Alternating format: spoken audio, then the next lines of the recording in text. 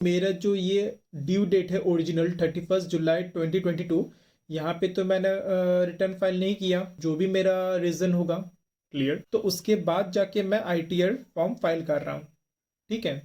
तो यहाँ पे भी मेरा एक ड्यू डेट है, जो कि इससे पहले मैं आप लोगों को बता चुका हूँ, वो है 31 दिसंबर 2022। तो ये मेरा ड्यू डेट है। इस ड्यू डेट पे मेरे को बी रिलेटेड रिटर्न फाइल करना पड़ेगा और उसके साथ मेरे को टैक्स की पेमेंट करना पड़ेगा। ठीक।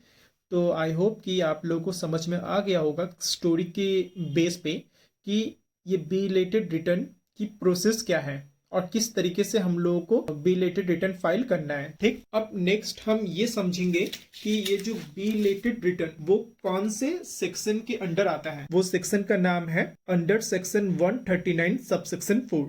याद कर लो, काफी इंपॉर्टेंट सेक्शन है। इसी सेक्शन के बेस पे आप लोग बी रिलेटेड रिटर्न फाइल करोगे। अब जो भी पर्सन बी रिलेटेड रिटर्न के बेस पे अपना टैक्स पेमेंट करेगा, वो लोग क्या करेगा कि बेसिकली यहाँ पे जो टैक्स की पेमेंट हो रही है वो लेट करके, तो उसको इंटरेस्ट देना पड़ेगा। ठीक है। अब इंटरेस्ट की जो कैलकुलेशन होगा वो अंडर सेक्शन 234A के थ्रू, या फिर 234B के थ्रू, या फिर 234C के थ्रू।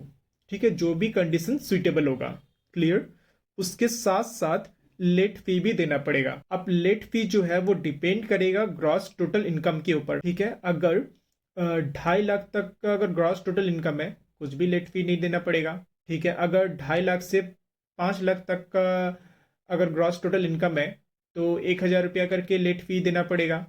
और अगर 5 लाख से ऊपर है ग्रॉस टोटल इनकम तो 5,000 रुपया का लेट फी देना पड़ेगा। मतलब आप लोगों को इंटरेस्ट देना पड़ेगा, उसके साथ साथ लेट फी देना पड़ेगा। ठीक है। और जो टैक्स है वो तो आप पे करोगे ही करोगे। ठीक है। ये तीनों को ऐड करके हम ये मान के चलते कि एक एज्यूम कर लेते कि मेरा जो टैक्स बन रहा है वो है 10,000 रुपया, उस पर मेरे को इंटरेस्ट देना पड़ेगा वो है 2,000 रुपया, और उस पर मेरे को लेट फी देना पड़ेगा 1,000 रुपया। ठीक है।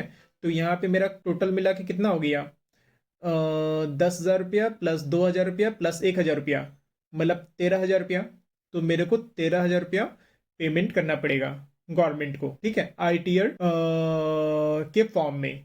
ठीक है। और वो किसके अंडर में रहेगा, बी रिलेटेड रिटर्न, जो कि अंडर सेक्शन 139 सबसेक्शन 4। क्लियर। तो अगर मैं बी रिलेटेड रिटर्न के थ्रू अपना टैक्स की पेमेंट करता हूं, तो ऐसा केसेस में बहुत सारे जो डिडक्शंस होती है, बहुत सारे जो एग्जाम्पशंस होती है, वो अपने को नहीं मिलेगा। ठीक है। लेकिन वही अगर मैं ओरिजिनल ड्यू डेट पे अगर मैं करता हूं तो डिडक्शंस और एग्जाम्पशंस मिलेगा।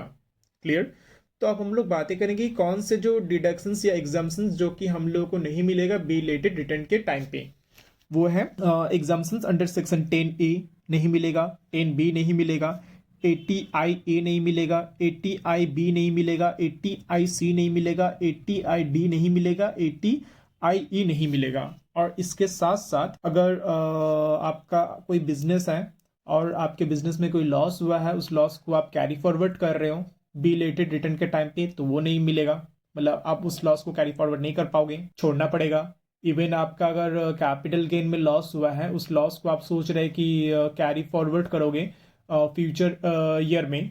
ठीक है। बी रिलेटेड रिटर्न के टाइम पे वो भी आप नहीं कर पाओगे। ठीक है। बट अगर हाउस प्रॉपर्टी में लॉस होता है, उस लॉस को आप लॉस हो रहा है, आप सोच रहे कि फ्यूचर ईयर में आप कैरी फॉरवर्ड करोगे, तो वो आप कर सकते हो बी रिलेटेड रिटर्न में, इसमें कोई प्रॉब्लम नहीं है। तो अभी हम लोग डिस्कशन कर चुके हैं कि बी रिलेटेड रिटर्न है क्या चीज, ये कब एप्लीकेबल होता है, और एग्जाम्पल के थ्रू हम लोग समझ चुके हैं। फिर उसके बाद इस पे क्या क्या जो एडिशनल चार्जेस लगते हैं वो भी हम समझ चुके हैं। ये कौन से सेक्शन के बेस में आता है वो भी समझ चुके हैं। इसकी क्या प्रोसेस होती है वो भी हम लोग समझ चुके हैं। और एक बात कि बी रिलेटेड रिटर्न फाइल करने का 2 तरीका है। आप ऑनलाइन मोड में भी कर सकते हो और ऑफलाइन मोड में भी कर सकती हो, इसमें कोई प्रॉब्लम नहीं है। आई होप कि मैंने दिए हैं